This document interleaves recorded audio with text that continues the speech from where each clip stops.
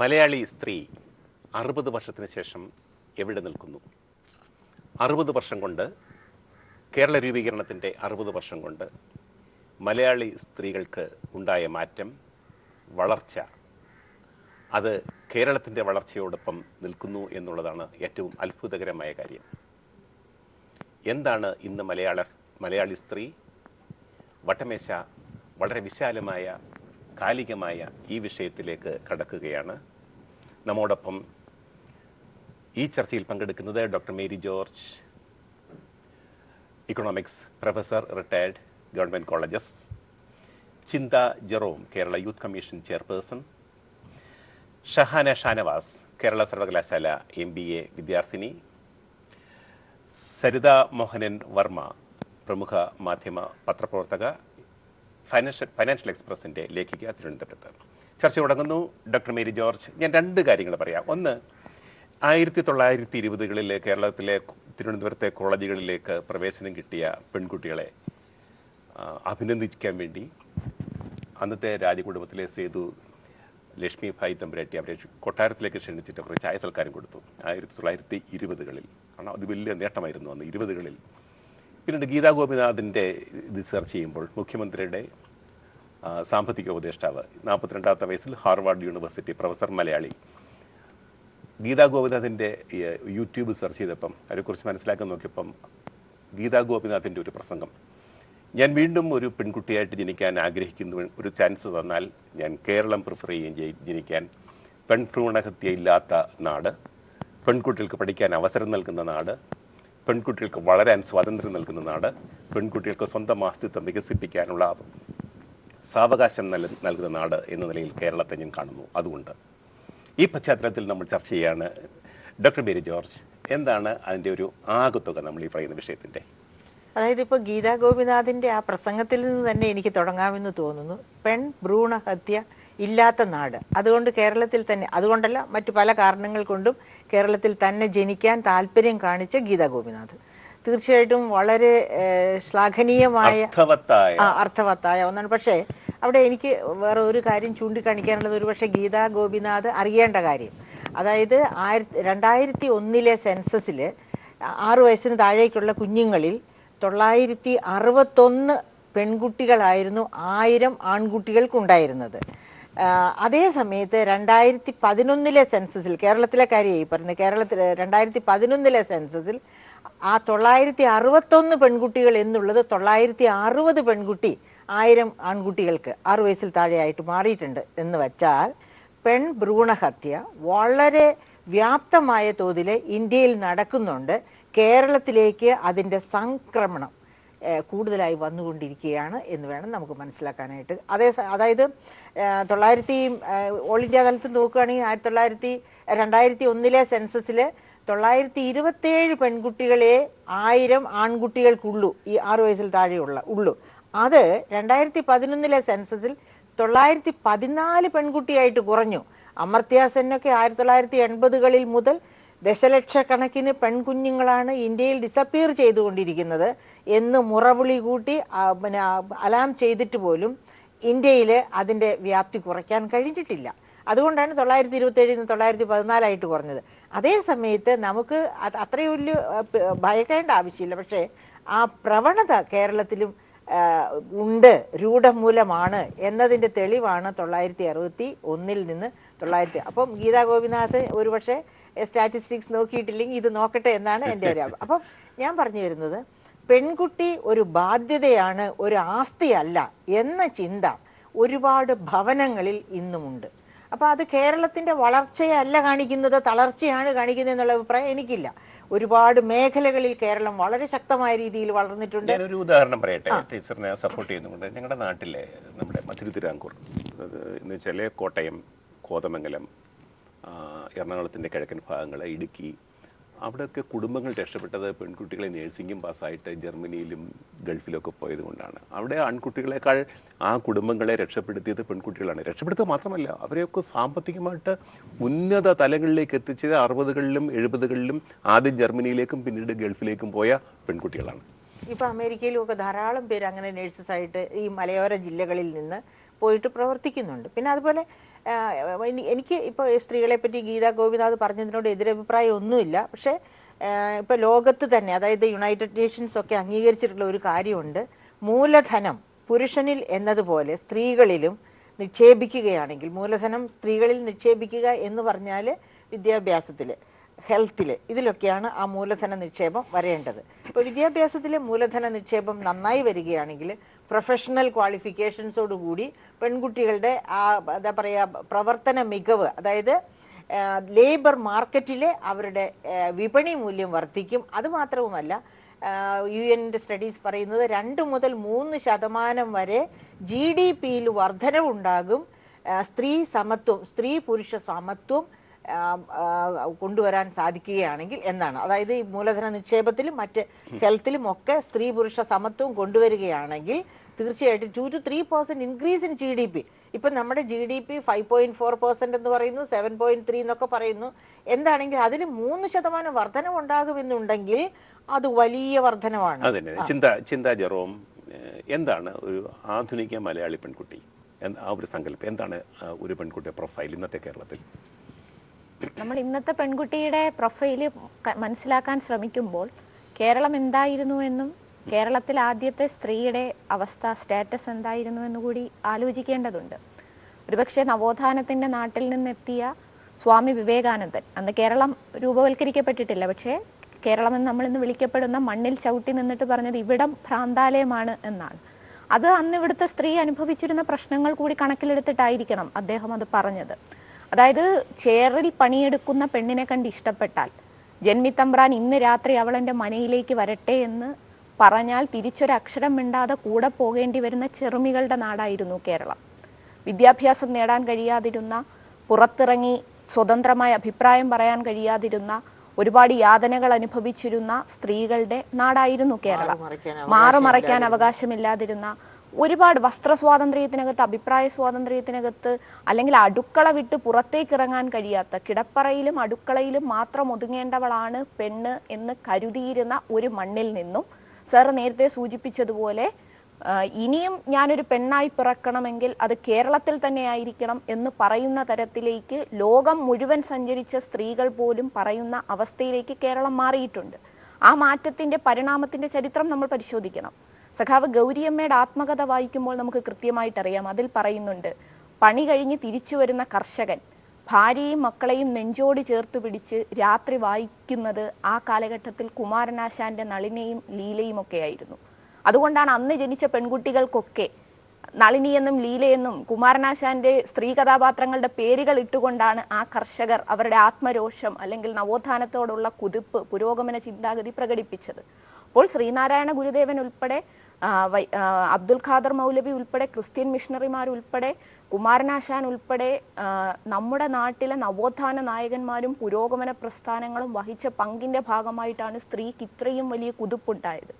ഇന്ന് നമ്മൾ കേരളത്തിലെ സ്ത്രീയെ കാണുന്നത് ലോകോത്തര നിലവാരത്തിൽ എല്ലാ മേഖലയിലും കടന്നു ചെല്ലുവാൻ കഴിയുന്ന ആർജവവും കരുത്തുമുള്ള പെണ്ണായിട്ടാണ്.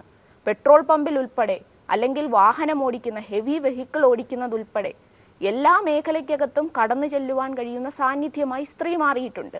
ഇത് പറയുമ്പോഴും മറുഭാഗം നമുക്ക് മുമ്പിൽ സൗമ്യയായും ജിഷയായും ഒക്കെ നിലനിൽക്കുന്നുണ്ട്. പെണ്ണെന്ന് പറയുന്നത് 55 കിലോ ഇറച്ചി മാത്രമാണെന്ന് കരുതുന്ന ഒരു മാനസികാവസ്ഥയിലേക്ക് മലയാളി ഇന്നും എത്തി നിൽക്കുന്നുണ്ട്. അത് പറയുമ്പോഴും സ്ത്രീ കൈവരിച്ച പുരോഗതി, സ്ത്രീ കൈവരിച്ച നേട്ടം, അവൾ നേടിയെടുത്ത വികസനത്തിന്റെ കുതിപ്പ്, അത് കാണാതിരിക്കാൻ കഴിയില്ല. കേരളത്തിൽ സ്ത്രീകൾ വലിയ തോതിൽ മുന്നോട്ട് വന്നിട്ടുണ്ട് എന്ന അഭിപ്രായം തന്നെയാണ്. ഷഹാന ഒരു വിദ്യാർത്ഥിനിയാണ്.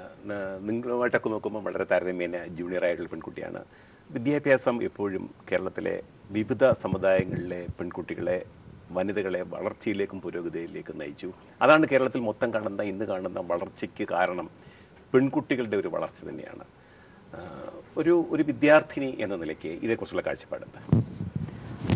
ഇപ്പം ഞാൻ കാര്യവട്ടത്താണ് MBA ചെയ്യുന്നത്. ഇപ്പം നമ്മുടെ ക്ലാസ് തന്നെ നോക്കിക്കഴിഞ്ഞാൽ ഒരു താരതമ്യം നമ്മൾ നോക്കുമ്പോൾ പെൺകുട്ടികളാണ് കൂടുതൽ. പണ്ടൊന്നും നമ്മൾ അങ്ങനെ കണ്ടിരുന്നില്ല. ആൺകുട്ടികളായിരിക്കും കൂടുതൽ, പെൺകുട്ടികൾ കുറവായിരിക്കും. അപ്പോൾ അവർക്ക് വിദ്യാഭ്യാസത്തിനൊക്കെ അതിൻ്റെതായ ഒരു പരിധിയുണ്ട്. പക്ഷേ ഇപ്പം പാരൻസ് ഉൾപ്പെടെ പഠിപ്പിക്കുന്ന വിദ്യാഭ്യാസ കേന്ദ്രങ്ങൾ ഉൾപ്പെടെ അവരുടെ ഒരു മൈൻഡ് സെറ്റ് ആകെ മാറിയിട്ടുണ്ട്. പെൺകുട്ടികൾ മുന്നോട്ട് വരണം, അവർ കൂടുതൽ പഠിക്കട്ടെ, അല്ലെങ്കിൽ ഡിഗ്രി കഴിഞ്ഞ് പിന്നെ വേറൊന്നും പഠിക്കേണ്ട ആവശ്യമില്ല, അല്ലെങ്കിൽ 10ാം ക്ലാസ് മതി എന്നുള്ള ചിന്തയിൽ നിന്നൊക്കെ ഒരുപാട് വ്യത്യാസമായിട്ടുണ്ട്. അപ്പം ഞാൻ തന്നെ എൻ്റെ വീട്ടിൽ എനിക്ക് MBA ചെയ്യണമെന്ന് പറയുമ്പോൾ മോളത് ചെയ്യണ്ട എന്ന് പറയുന്ന ഒരു രീതിയല്ല. എന്താ താല്പര്യം, എന്താണ് ഫ്യൂച്ചർ, ഇപ്പം ജോലി വേണം, സ്വന്തമായി അധ്വാനിക്കട്ടെ, പെൺകുട്ടികൾ ഇൻഡിപെൻഡൻ്റ് ആവട്ടെ, അതിന് തന്നെയാണ് എല്ലാവരും മുന്നോട്ട് കാണുന്നതും. അപ്പം അതുപോലെ തന്നെ കേരളത്തിൻ്റെ ഒരു ലിറ്ററസി റേറ്റ് നമ്മൾ നോക്കുമ്പോൾ ഏറ്റവും കൂടുതൽ 94% ആണ് നമ്മുടെ കേരളത്തിലെ ലിറ്ററസി റേറ്റ്. അതിൽ പെൺകുട്ടികളെയും ആൺകുട്ടികളെയും താരതമ്യേന നോക്കുമ്പോൾ 92% പെൺകുട്ടികളും 96% ആൺകുട്ടികളുമാണ്. അതിൽ വെറും 4% വ്യത്യാസമേ ഉള്ളൂ. കാരണം അത്രത്തോളം ഇന്ന് അതൊരു വലിയ വ്യത്യാസമാണെന്ന് പറയാനും പറ്റത്തില്ല. പക്ഷേ ഇപ്പം നമ്മൾ പിന്നിലോട്ട് നോക്കുമ്പോൾ പെൺകുട്ടികളുടെ വിദ്യാഭ്യാസത്തിന്റെ നിലവാരം നോക്കുമ്പോൾ വളരെയധികം ഉയർന്നിരിക്കുകയാണ്. മൊത്തം കേരളം നമ്മൾ നോക്കുമ്പോൾ 94% ഉണ്ടെങ്കിൽ ഇന്ത്യ നമ്മൾ നോക്കുമ്പോൾ 66% ഉള്ളൂ. അപ്പം എന്തുകൊണ്ടും നേരത്തെ ഇവരെല്ലാം പറഞ്ഞതുപോലെ ഇനി ജനിക്കണമെങ്കിൽ കേരളത്തിൽ തന്നെ പെണ്ണായി ജനിക്കണം എന്ന് പറയുന്നതിനോട് ഞാൻ യോജിക്കുന്നുണ്ട്. എവിടെയോ വായിച്ചതാണ്, women's paradise is in Kerala, so it is education or job or anything for the adventurous activities. അത് ശരി തന്നെയാണ്. പെൺകുട്ടിക്ക് ഒരുപാട് സെക്യൂരിറ്റി പ്രശ്നങ്ങൾ ഉണ്ടെങ്കിൽ പോലും അവരുടെ ആഗ്രഹങ്ങൾക്കാരും വിലങ്ങ് വയ്ക്കുന്നില്ല. എന്താണ് താല്പര്യം അത് അവർക്ക് ചെയ്യാം. കയ്യെത്തുന്ന ഏത് മേഖലയെ നോക്കിയാലും അവിടെ ഒരു പെൺ സാന്നിധ്യം ഉറപ്പാണ്. പണ്ടൊക്കെ 4 ചുമരുകൾക്കുള്ളിൽ ഇരുന്നിട്ട് അപ്പോഴും പെൺകുട്ടികൾക്ക് അവരുടേതായ ഇഷ്ടങ്ങളും ആഗ്രഹങ്ങളും ഉണ്ട്. പക്ഷെ ഇപ്പോൾ തുറന്നു പറയാൻ അവർക്കൊരു പേടിയില്ല. അവർക്ക് അവരുടെ ആഗ്രഹങ്ങൾ മുന്നോട്ട് വെക്കാം. അവർക്ക് ആഗ്രഹങ്ങൾ എന്താണോ അതിനുവേണ്ടി അവർക്ക് പ്രവർത്തിക്കാം. ടീച്ചർ, ഞാൻ വേറെ ഇതിൻ്റെ ഭാഗമായിട്ട് തന്നെ പല സമുദായങ്ങളിലും സമുദായങ്ങളിലേക്ക് നമ്മൾ ഇറങ്ങിച്ചെന്നാൽ, പൊതുസമൂഹത്തിൽ നിന്ന് സമുദായങ്ങളിലേക്ക് കടന്നാലേ പല സമുദായങ്ങളിലും സ്ത്രീകൾ സ്വയം സ്വാതന്ത്ര്യം പ്രഖ്യാപിച്ച് മുന്നോട്ട് വരുന്നതാണ് കാണാൻ കഴിയുന്നത്. ഇപ്പം വിദ്യാഭ്യാസം അതിന് വളരെയധികം സഹായിച്ചു.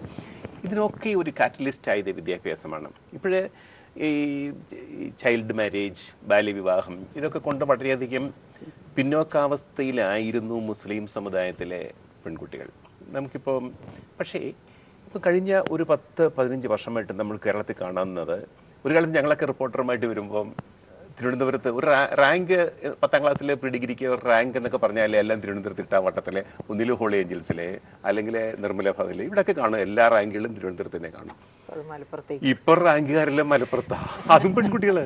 അപ്പോഴേ ഈ സ്വന്തം സമുദായത്തിൽ അവർ നേരിടുന്ന അവഗണനയ്ക്കെതിരെ പടപൊരുതാൻ വിദ്യാഭ്യാസത്തെ അവർ കൂട്ടുപിടിക്കുകയാണ്. ആ കുട്ടികൾ പെൺകുട്ടികളാണ്. മുസ്ലിം സമുദായത്തിൽ മാത്രമല്ല കേരള സമൂഹത്തിൽ തന്നെ മുസ്ലിം പെൺകുട്ടികൾ വളരെയധികം മുന്നേറിയിരിക്കുകയാണ്. ആ ഒരു വ്യത്യാസത്തിന് എന്തായിരിക്കും ഒരു സാമൂഹ്യമായ കാരണം? സംസ്ഥാന ഗവൺമെന്റുകളുടെ ഇടപെടൽ വളരെ കൂടുതലായിട്ടുണ്ട്. അതായത് മുസ്ലിം സമുദായത്തിലെ പെൺകുട്ടികൾ പിന്നോക്കാവസ്ഥയിലായിരിക്കാൻ പ്രധാനപ്പെട്ട കാരണം ആ സമൂഹം തന്നെയാണ്.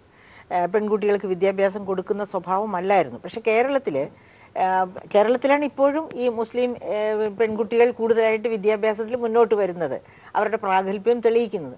അതിന് ഒരു കാരണം സംസ്ഥാന ഗവൺമെൻറ് ഏറ്റവും പ്രധാനമായിട്ടുള്ള ഡെമോൺസ്ട്രേഷൻ ഇഫക്റ്റാണ്. അതായത് മറ്റ് സമുദായങ്ങളിലെ സ്ത്രീകൾ വിദ്യ അഭ്യസിക്കുകയും അങ്ങനെ മെച്ചപ്പെട്ട ജോലികളിൽ എത്തിപ്പെടുന്നു. അതുപോലെ തന്നെ എന്താണ് പറയുക, അവർ നല്ല വരുമാനമുള്ള, അതുകൊണ്ട് ശാക്തീകരിക്കപ്പെട്ട വനിതകളായി മാറുന്നു.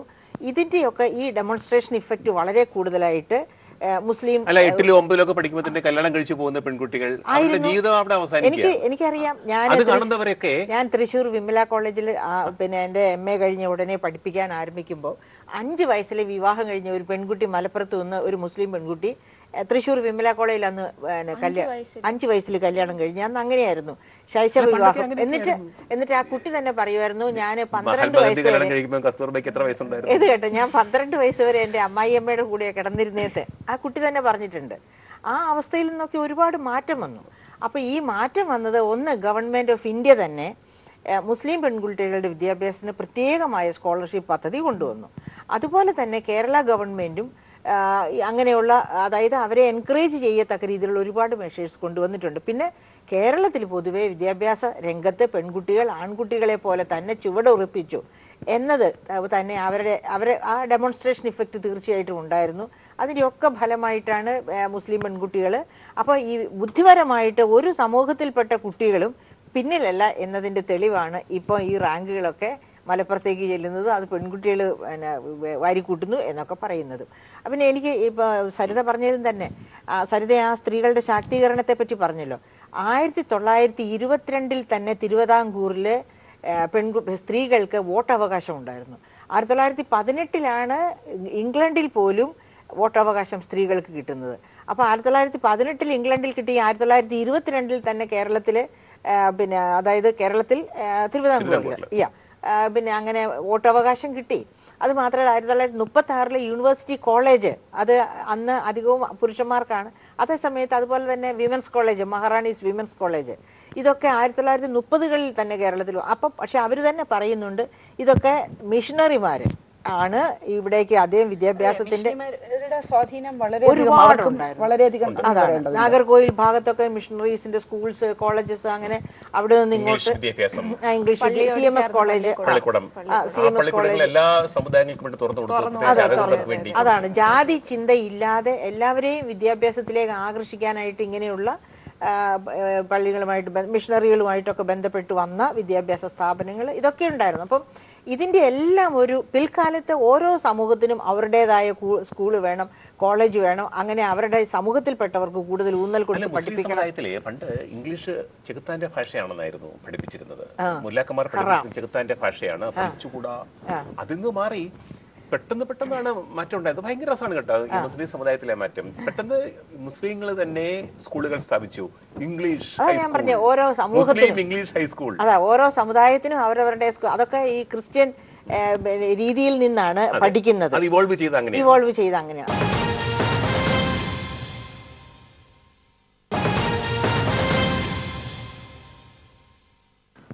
എനിക്ക് ഇതിനകത്ത് ഏറ്റവും ടച്ച് ചെയ്തൊരു സംഭവം അടുത്തിടയ്ക്ക് ഉണ്ടായത്, 16 വയസ്സ് മുസ്ലിം പെൺകുട്ടികളുടെ വിവാഹപ്രായം 16 വയസ്സായി ചുരുക്കണം എന്നൊരു ചർച്ച വന്ന ഘട്ടത്തിൽ യൂണിവേഴ്സിറ്റി കോളേജിൽ ഞങ്ങളൊരു ചിത്രരചന, വിദ്യാർത്ഥിനികളുടെ ചിത്രരചന, അതിലൊരു പെൺകുട്ടി വരച്ചത് ഒരു തുമ്പിയെ നൂലിൽ കെട്ടിയിട്ടിരിക്കുകയാണ്. എന്നിട്ട് അതിൻ്റെ മുകളിൽ ക്യാപ്ഷൻ, നീ ആവശ്യത്തോളം പറന്നുകൊള്ളുക. അപ്പം അത്രയേറെ ക്രിയാത്മകമായി ചിന്തിക്കാൻ കഴിയുന്ന ഒരു മുസ്ലിം പെൺകുട്ടി അത്രയും മനോഹരമായി. അപ്പോൾ അവരെങ്ങനെയാണ് അവരുടെ സ്വാതന്ത്ര്യത്തെ കാണുന്നത്? അപ്പോൾ ഇപ്പോൾ നമ്മളെ ഏറ്റവും അധികം ഈയിടയ്ക്ക് ചർച്ച ചെയ്യപ്പെട്ട സിനിമയാണല്ലോ ഹൗ ഓൾഡ് ആർ യു. അതിൽ ചോദിക്കുന്നതാണ് who decides the expiry date of women's freedom എന്നുള്ളത്. പെണ്ണിൻ്റെ സ്വാതന്ത്ര്യത്തിന് പരിധി നിശ്ചയിക്കുന്നത് ആരാണ് എന്ന ചോദ്യം, അതൊരു പക്ഷേ നമ്മുടെ സമൂഹം ഒന്നടങ്കം ചോദിച്ചതിൻ്റെ പ്രതിഫലനമാണ് കേരളത്തിന് ഇത്രയധികം പുരോഗതി ഉണ്ടാക്കിയെടുക്കുവാൻ, സ്ത്രീകളുടെ മുന്നേറ്റം വിദ്യാഭ്യാസ രംഗത്ത് ഉണ്ടാക്കിയെടുക്കാൻ സാധിച്ചത്. സ്ത്രീയുടെ പുരോഗതിയുടെ പ്രധാന അളവുകോലായി നമ്മൾ കണക്കാക്കുന്നത് അവൾ നേടിയെടുത്ത സാക്ഷരതാ നിരക്ക് തന്നെയാണ്. അവളുടെ വിദ്യാഭ്യാസത്തിൽ അവൾ നേടിയെടുത്ത ആ വലിയ വളർച്ച തന്നെയാണ്. വിദ്യാസമ്പന്നരായ ഒരു സമൂഹമാണ് തീർച്ചയായിട്ടും നമ്മുടെ സമൂഹത്തിൻ്റെ പുരോഗതിക്ക് ഏറ്റവും വലിയ ഇന്ധനമായി പ്രവർത്തിക്കുന്നത്. അതുകൊണ്ട് തന്നെ സ്ത്രീയുടെ വിദ്യാഭ്യാസത്തിന് വഴിയൊരുക്കിയ ഇത്തരത്തിലുള്ള സാമുദായിക സംഘടനകൾ, നവോത്ഥാന സംഘടനകൾ, രാഷ്ട്രീയ പ്രസ്ഥാനങ്ങൾ, ഇവയെല്ലാം കഴിഞ്ഞ 60 വർഷത്തെ പെണ്ണിന്റെ വളർച്ചയ്ക്കകത്ത് വലിയ പങ്ക് വഹിച്ചു. അപ്പോഴും നമുക്കുണ്ടല്ലോ പെൺകുട്ടികളുടെ നല്ല പൊതുവേ കേരളത്തില് ഇത്ര വലിയ വിദ്യാഭ്യാസപരമായിട്ട് നമ്മളൊക്കെ പുരോഗമിച്ചെങ്കിലും ഇവിടെ നല്ല ഒരു ജോലി കിട്ടാൻ ബുദ്ധിമുട്ടാണ്. പെൺകുട്ടിക്കാണെങ്കിലും ആൺകുട്ടികൾക്കാണെങ്കിലും ഒരു തൊഴിലിൻ്റെ പ്രശ്നം, അത് നമ്മുടെ യുവാക്കളെ, പ്രത്യേകിച്ച് യുവതികളെ വല്ലാതെ ബുദ്ധിമുട്ടിക്കുന്നില്ല. ഒരു വലിയ ചോദ്യചിഹ്നമല്ലേ? സാർ ചോദിച്ചതിനോട് ഞാൻ യോജിക്കുന്നുണ്ട്, ശരിയാണ്. കാരണം നമുക്ക് ഇഷ്ടമുള്ളത് പഠിച്ച് നമ്മളിവിടെ ഇറങ്ങിയാൽ പോലും നമുക്ക് കഴിയുന്ന ഒരു ജോലി അല്ലെങ്കിൽ നമുക്ക് ആവശ്യം ഉള്ളൊരു ജോലി നമുക്കിവിടെ കിട്ടില്ല. നമ്മുടെ താല്പര്യങ്ങൾക്കനുസരിച്ച് നമ്മൾ ജോലി ചെയ്യുകയാണെങ്കിൽ അതിനനുസരിച്ചുള്ള ശമ്പളം നമുക്ക് ഉണ്ടാവില്ല. അല്ലെങ്കിൽ ശമ്പളം മാത്രം നോക്കിയാൽ വെറും യന്ത്രങ്ങൾ പോലെ നിന്ന് വർക്ക് ചെയ്യുന്നൊരു അവസ്ഥയാണ് വരുന്നത്. ഇന്ന് തന്നെ ഇപ്പം നമ്മൾ ഈ വിദ്യാഭ്യാസത്തോട് വയ്ക്കുമ്പോൾ ചിന്തിച്ചു ഒരു കാര്യം പറഞ്ഞു, അതുപോലെ മാം ഒരു കാര്യം പറഞ്ഞു. പണ്ടൊക്കെ മുസ്ലിം കുട്ടികൾ അങ്ങനെ പഠിക്കാൻ വിടില്ല, അല്ലെങ്കിൽ ഇപ്പം അവർ തന്നെ പുതിയ പുതിയ സ്കൂളുകൾ കൊണ്ടുവരികയാണ്. പണ്ടൊക്കെ എന്താ മുസ്ലിം കുട്ടികൾ സംഭവിക്കാന്ന് വെച്ചാൽ, പഠിക്കണം എന്ന് പറയുമ്പോൾ നമ്മൾ ഖുറാനാണ് കൂടുതലും പഠിക്കുന്നത്. പക്ഷേ ഇപ്പോഴെന്ന് വെച്ചാൽ അവർ തന്നെ അങ്ങനെ സ്കൂളുകൾ വരുമ്പോൾ ഖുറാനെ നമ്മളൊപ്പം പഠിക്കുകയാണ്. അതിനുവേണ്ടി ഒരു സെപ്പറേറ്റ് സമയമല്ല, ഖുറാനും ബാക്കിയുള്ള വിഷയങ്ങൾ പഠിക്കുന്നതിൻ്റെ ഒപ്പം നമ്മൾ പഠിക്കുകയാണ്. അതിന് കൂടുതൽ നോളജ് വേണമെന്നുള്ളപ്പോൾ അങ്ങനെ അതിന് തന്നെ പല പല ബിരുദങ്ങൾ നമുക്ക് എടുക്കാൻ കഴിയും. അങ്ങനെയൊക്കെ വരുമ്പോൾ കൂടുതൽ വിദ്യാഭ്യാസത്തിനോട് രക്ഷിതാക്കളും യോജിക്കുക തന്നെ ചെയ്യാണ്. അവർക്ക് ഇഷ്ടമുള്ളത് പഠിച്ചോട്ടെ, കൂടുതൽ പഠിച്ചോട്ടെ. ഈ ഖുറാനിൽ തന്നെ ബിരുദാനന്തര ബിരുദങ്ങൾ എടുക്കുന്നൊക്കെ ഒരുപാട് പേരുണ്ട്. ഇപ്പം നമ്മുടെ യൂണിവേഴ്സിറ്റി കോളേജിൽ തന്നെ അതിനുവേണ്ടി ഒരുപാട് കോഴ്സുകളുണ്ട്. നമുക്ക് ഇസ്ലാമിക് സ്റ്റഡീസൊക്കെ എത്ര വേണേലും നമുക്ക് പഠിക്കാം, മേളിലോട്ട് പഠിച്ചു കയറാം. പിന്നെ സാറ് പറഞ്ഞ ഈ ജോലിയുടെ കാര്യം, സ്വാഭാവികമായും കേരളം വിട്ടുപോകുന്നൊരവസ്ഥയാണ്. പുറത്തോട്ടുള്ള ജോലികളിൽ കൂടുതൽ നോക്കുന്നൊരവസ്ഥയാണ്. കേരളത്തിന് ഉള്ളിൽ നമുക്ക് സെക്യൂരിറ്റിയാണ് നമുക്കുള്ളത്, നമുക്ക് ജോലി കിട്ടും. പക്ഷെ നമ്മൾ വിചാരിക്കുന്ന ജോലി അല്ലെങ്കിൽ നമ്മുടെ സ്വപ്നങ്ങൾക്കനുസരിച്ചുള്ളൊരു ജോലി അത് കിട്ടാൻ വളരെയധികം ബുദ്ധിമുട്ടാണ്. ഇപ്പം വിദ്യാഭ്യാസം ഉള്ളതുകൊണ്ടാണ്, വിദ്യാഭ്യാസം മാത്രമല്ല, മുമ്പായിരുന്നെങ്കിൽ ഇതുപോലെ ടി വിയുടെ മുമ്പിൽ വരാൻ പോലും ഷഹനെ പോലെ ഒരാൾ വരാൻ പോലും സാധ്യതയില്ല. ഉദാഹരണം പറഞ്ഞാൽ എനിക്കിപ്പോൾ ഓർമ്മ വന്നത്, ഞാൻ മുമ്പ് ഒരു വനിതാ മാസികയിൽ കേരളത്തിലെ പ്രധാനപ്പെട്ട വനിതാ മാസികയിൽ ജോലി വരുന്നു. അപ്പോൾ 80s കഴിഞ്ഞ് 90s തുടങ്ങിയപ്പോൾ ഞങ്ങൾ 80s സ്ത്രീകൾക്ക് എന്ത് നൽകി എന്ന് പറഞ്ഞൊരു സബ്ജക്റ്റ്, അതായിരുന്നു മെയിൻ സബ്ജക്റ്റ്. അപ്പം അത് സാധാരണ ലേഖനമായിട്ട് എഴുതുന്നതിന് പകരം നമ്മൾ അന്ന് ടി വി വന്നിട്ടില്ല, ദൂരദർശൻ വന്നു തുടങ്ങി. അപ്പോൾ ഓരോരോ പല കാറ്റഗറിയിലുള്ള ആളുകളോട് സംസാരിച്ചിട്ട് അവർ പറയുന്നതായിട്ട് ഫസ്റ്റ് പേഴ്സണായിട്ട് ഇങ്ങനെ ഓരോന്ന്. അപ്പോൾ അങ്ങനെ ഞാൻ കേരളത്തിൽ മുഴുവൻ പല കമ്മ്യൂണിറ്റി, പല ക്ലാസ് ഒക്കെയുള്ള ആൾക്കാരുമായിട്ട് സംസാരിച്ചപ്പോൾ ഒരു കുട്ടി, ആലുവയിലുള്ള ഒരു മുസ്ലിം കുട്ടി, സ്കൂൾ ടീച്ചറാണ്. കുട്ടി പറഞ്ഞു ഭയങ്കര എക്സൈറ്റ്മെൻ്റ് ആയിട്ട്, ഇപ്പം ദൂരദർശൻ ഉണ്ടല്ലോ, എനിക്ക് ദൂരദർശനിൽ കാണാം, അപ്പോൾ എന്ത് പരിപാടികളാണ് കാണുക എന്ന് ചോദിച്ചു. അപ്പോൾ എന്തൊക്കെയോ കുറേ കാര്യങ്ങൾ പറഞ്ഞു. അതെല്ലാം ഞാൻ ചിത്രഹാർ അന്നത്തെ ന്യൂസ് ഇതൊക്കെ പറഞ്ഞു. അപ്പോൾ എന്നിട്ട് ഞാൻ ഇതെല്ലാം കൊടുത്ത് ആ കുട്ടിയുടെ ഫോട്ടോസ് സഹിതം പക്ഷേ ഇന്നത്തെ പോലെ ടെലിവിഷൻ പോലെ നമുക്ക് അപ്പം തന്നെ ലൈവ് വരുമോ ഉടനെ അല്ല. അപ്പം അതിനിടയ്ക്ക് കുറച്ച് താമസമുണ്ട്. അതിനിടയിലുള്ള സമയത്ത് ഈ കുട്ടിയുടെ അവിടുന്ന് ഡെസ്പറേറ്റ് ആയിട്ട് ഫോൺ വന്നു. എന്നിട്ട് പറഞ്ഞു, ദയവ് ചെയ്ത് എനിക്ക് ആ ടെലിവിഷൻ എന്ന് പറഞ്ഞത് മാറ്റണം എന്ന് പറഞ്ഞു. പിന്നെ ഇത് ഇതിന് almost on the process of. അപ്പോൾ അതിൽ ചിത്രഹാർ കാണുന്നു എന്നൊന്നും പറയാൻ പാടില്ല, കാരണം നമ്മുടെ സ്കൂളിൽ ദേഷ്യപ്പെടും. പിന്നെ അത് മാത്രമല്ല, എന്നെ സ്കൂളിൽ നിന്ന് പുറത്താക്കും. അപ്പോൾ അത് കാരണം ഞാൻ എന്ത് ടെലിവിഷൻ വന്നു എന്നുള്ളത്, ടെലിവിഷൻ നമുക്ക് 80s വന്നപ്പോൾ വന്നു എന്നുള്ളത് ആ കുട്ടിയുടെ എക്സൈറ്റ്മെൻറ്റിൽ പറഞ്ഞതാണത് മുഴുവൻ. അപ്പോൾ ന്യൂസ് കാണുമെന്നും പിന്നെ ക്വിസ് പ്രോഗ്രാം കാണുമെന്നും മാത്രം, അത് കുഴപ്പമില്ലല്ലോ അങ്ങനെ. അപ്പോൾ അതായത് അല്ലെങ്കിൽ എൻജോയ് ചെയ്യുന്ന ഒരു കുട്ടി എന്നുള്ളത് തെറ്റായിട്ട് കാണുന്നത്, അത് അധികം കാലമായിട്ടില്ല, 90s, നമ്മൾ 60 വർഷമൊന്നും മുമ്പ് പോകണ്ട. അപ്പോൾ എനിക്ക് തോന്നുന്നു ഈ വ്യത്യാസം വന്നത് വിദ്യാഭ്യാസം മാത്രമല്ല, ടെക്നോളജി, മീഡിയയുടെ ഒരു എക്സ്പ്ലോഷൻ. നമ്മുടെ മുമ്പിൽ അനവധി ജാലകങ്ങൾ ഒരുമിച്ച് തുറന്നു. അതാണ് അതിൻ്റെ പ്രധാനപ്പെട്ട. പഠിത്തം മാത്രമല്ല, ഈ വിദ്യാഭ്യാസം, സ്കൂളിൽ പോക്ക്, കോളേജിൽ പോക്ക്, ജോലി മാത്രമല്ല, ഒറ്റയടിക്ക് പല വിധത്തിലുള്ള മൊബൈല്, ഇന്റർനെറ്റ് എല്ലാം കൂടി ഒരുമിച്ച് തുറന്നു. പെൺകുട്ടികൾക്ക് ഒരു 2 വീലറോ 4 വീലറോ ഉണ്ടെങ്കിൽ അത് വലിയൊരു അസറ്റാണ്. നമ്മൾ ഇൻഡിപെൻഡന്റ് ആണ്, നമുക്ക് നമ്മുടെ കാര്യങ്ങൾ നോക്കാൻ കഴിയും. സോഷ്യൽ മൊബിലിറ്റിയുടെ ഭാഗമാണ്, എക്കണോമിക് മൊബിലിറ്റിയുടെ ഭാഗമാണ്. അടുക്കളയിൽ ജോലി ചെയ്തുകൊണ്ട് വന്ന് ബ്ലോഗിനകത്ത് തന്റെ കവിതയും കഥയും ഒക്കെ പ്രസിദ്ധീകരിക്കുന്ന ഒരുപാട് വീട്ടമ്മമാരുണ്ട്. അപ്പം ഒരുപാട് എക്സ്പോഷർ, ചേച്ചി പറഞ്ഞ മാതിരി എക്സ്പോഷർ. വിദ്യാഭ്യാസം മാത്രമല്ല, ടെക്നോളജി മാത്രമാണ്. കാരണം 90കളിൽ നിന്ന് ഒറ്റയടിക്ക് 90ൽ ഈ സ്തംഭനത്തിൽ നിന്നിരുന്ന മുസ്ലിം സ്ത്രീ ജീവിതം, അതിനുശേഷം അതിനു മുമ്പ് നമ്മൾ കാണുന്നത് ഒരു ചെറിയ ചലനം ഉണ്ടായിട്ടുള്ളത് ബഷീർ എൻ്റെ ഉപ്പുപ്പായ്ക്ക് ഒരു ആന ഉണ്ടായിരുന്നു എന്നുള്ളത് എഴുതിയ കാലത്താണ്. ആ എഴുതിയ കാലത്ത് പിന്നെ ഈ വീട്ടിൽ ഇന്നിപ്പോൾ ഓപ്പൺ ഡെഫിക്കേഷൻ എഗൻസ്റ്റ് ആയിട്ടുള്ള ആദ്യത്തെ സംസ്ഥാനമായിട്ട് ഇന്ന് മാറുകയാണ് കേരളം.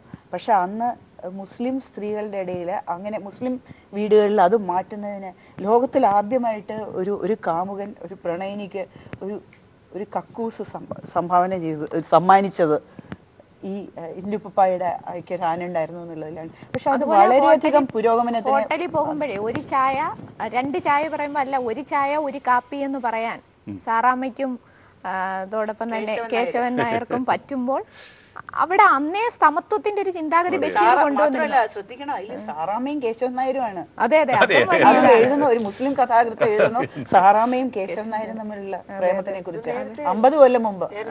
പറഞ്ഞതുപോലെ കുമാരനാശാന്റെ കവിതകളാണ് ഏറ്റവും, സത്യം പറഞ്ഞാൽ കേരളത്തെ ഏറ്റവും പ്രബുദ്ധ കേരളമാക്കി മാറ്റാൻ ആശാന്റെ കവിതകളോളം, ആശാന്റെ പിന്നെ എഴുത്തുകളോളം പിന്നെ സഹായിച്ചത് വേറെ ഒന്നുമില്ല. വട്ടമേശ ചർച്ച ചെയ്യുന്നത് 60 വയസ്സ് കഴിയുന്ന കേരളത്തിലെ സ്ത്രീ സമൂഹം എന്തുമാത്രം വളർന്നിരിക്കുന്നു എന്ന വിഷയത്തെക്കുറിച്ചാണ്. ഈ ചർച്ചയിൽ പങ്കെടുത്തത് doctor Mary George, retired economics professor ചിന്ത ജെറോം, കേരള യൂത്ത് കമ്മീഷൻ അധ്യക്ഷ ഷഹാന ഷാനവാസ്, കേരള സർവകലാശാല മാനേജ്മെൻറ്റ് വിദ്യാർത്ഥിനി സരിത മോഹനൻ വർമ്മ, പത്രപ്രവർത്തക, ഫൈനാൻഷ്യൽ എക്സ്പ്രസ് ലേഖിക. ഈ വിഷയത്തിൻ്റെ 2ാം എപ്പിസോഡ് അടുത്ത ആഴ്ച ഇതേ സമയം.